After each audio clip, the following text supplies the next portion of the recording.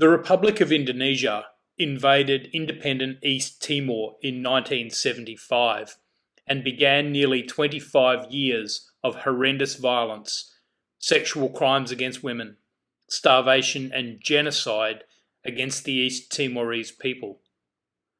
The behaviour of Indonesia was disgusting, but unfortunately the behaviour of Australia was shameful too.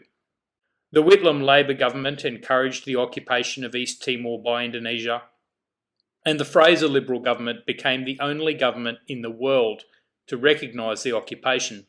Australia atoned for our conduct in 1999 when Australia led the United Nations mission in East Timor after the East Timorese people voted for independence. Indonesia attempted to prevent that independence by further violence and killing. Following East Timorese independence, it was necessary to establish an agreed maritime boundary between East Timor and Australia. This was complicated because of a large petroleum field which exists on the boundary. Both countries wanted to exploit this resource. Temporary treaties allowed for petroleum development while the final boundary agreement was settled. However, there were disputes in relation to those treaties, and in 2013 one of those disputes was headed towards arbitration. At that time, East Timor was receiving some legal advice from a law firm in Canberra. Australian government agents obtained a search warrant for those legal premises and took away documents and data belonging to East Timor. East Timor felt this to be a substantial breach of its sovereign rights and sought the return of those documents.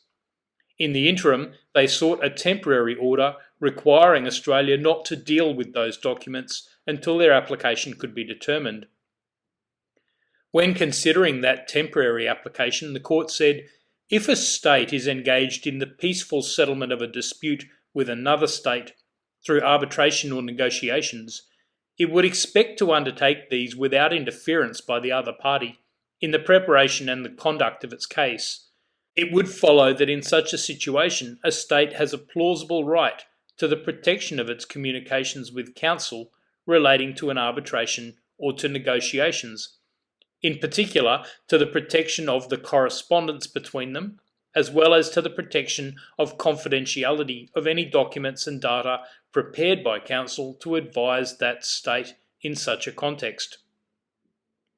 The countries later settled, so there was no final judgment, but the provisional judgment does recognise that nations, like individuals, have the right to confidential advice from their legal representatives.